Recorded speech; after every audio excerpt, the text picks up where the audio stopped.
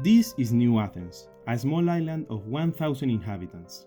The New Athenians decided that they want to implement a democracy. However, they have not agreed on how to choose the person who will govern them from among the three candidates who want to be elected. Let's take a look at the electoral systems that the New Athenians could implement to solve this problem. This is the simplest system of all. The winner is the person who receives the most votes. Note that the key phrase here is the most votes, as the first past the post system is a plurality system, so a majority is not required. For example, if the inhabitants of New Athens were to hold an election and these were the results, Socrates will be proclaimed the victor and thus governor of the island. The advantage of the first past the post system is its simplicity. However, looking at these results, you might be thinking, hey, it's not very fair for the inhabitants of the country to be governed by Socrates when 60% of the population did not vote for him. And you will be right. The main disadvantage of this system is that it generates legitimacy problems when these kind of results occur. Besides, the winner-takes-all process implies that many votes are wasted.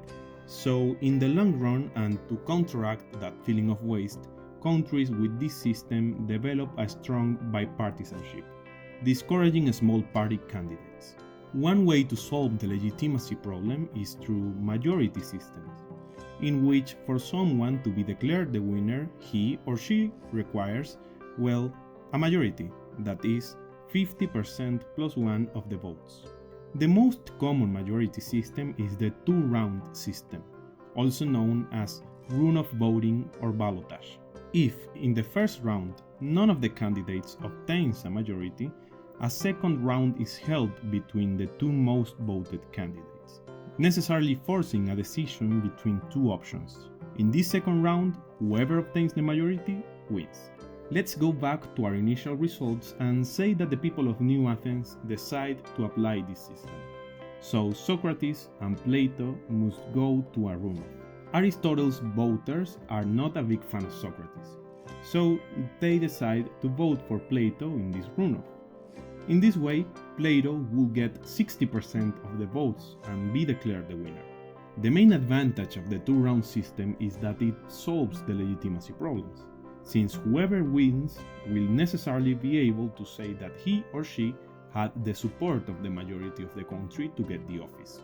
It also allows voters to have a second choice or change their minds between rounds. However, running one election is quite expensive, so having to run two is, well, twice as expensive. On the other hand, doing two rounds can lead to voter fatigue, so turnout in the second round may end up being low. There are other ways to determine the majority. The alternative vote or preferential voting system is one of them. In this system, once more, the winner is the person who obtains the majority of the votes. But to determine such majority, instead of applying a second round, the voters must arrange the candidates on the ballots according to their order of preference. If no candidate has obtained a majority based on people's first choices, the candidate with the least votes is eliminated and his or her votes are transferred to the second choice of his or her voters, and so on until someone obtains a majority. Let's see it with a practical example. In our first round, none of the candidates obtained a majority. So, in a preferential voting system, we must eliminate the least voted and transfer their votes.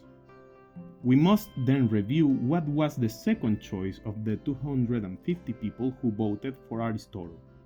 200 people had Plato as their second choice, while 50 had Socrates as their second choice. Under this system, Plato would be elected ruler of the island.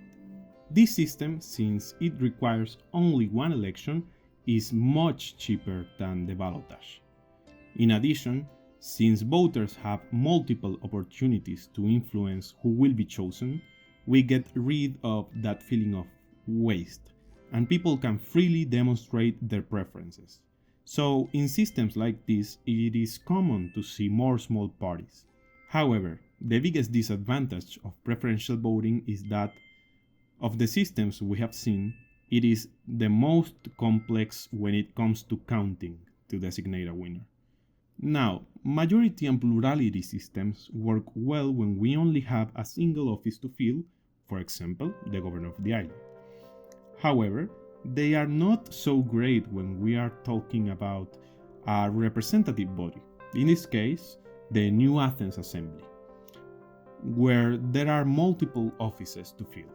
Let's say that the New Athens Assembly has 10 seats, so the country is divided into 10 constituencies of 100 people each.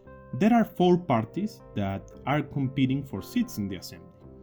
For practical purposes, let's apply the first past the post system in each district and see the results. Thus, there will be 6 seats for the Platonists, 3 for the Socratics, 1 for the Aristotelians, and none for the Cynics. However, let's look at the percentage obtained by each party at the national level. As we can see, the Platonists obtained 60% of the seats, even though they only obtained 40% of the votes, while the Cynics were left without any seats, even though 13% of the population voted for them.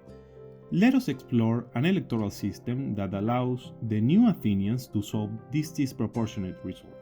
Basically, the purpose of proportional representation systems is to produce a representative body, such as our assembly, in which the seats obtained by each party are a reflection of the percentage of votes obtained by them.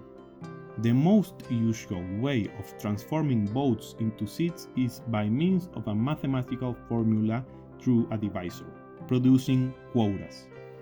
There are several types of quotas, but the most basic is the so-called Hare quota, which consists of dividing the number of votes by the number of seats. In our case, we have 1,000 inhabitants/votes and 10 seats, so our quota will be 100. Whoever gets 100 votes gets 1 seat at the assembly. Let's assign the seats using this method. However, this does not result in the allocation of all seats, and this is a usual problem in proportional representation systems. There are different ways to solve it.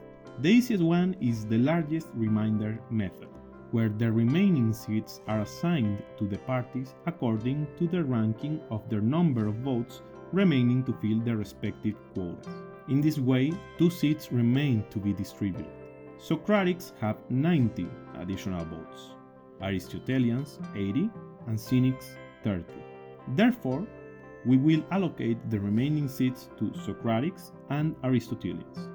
In this way, the New Athens Assembly is much truer to the reality of its voters.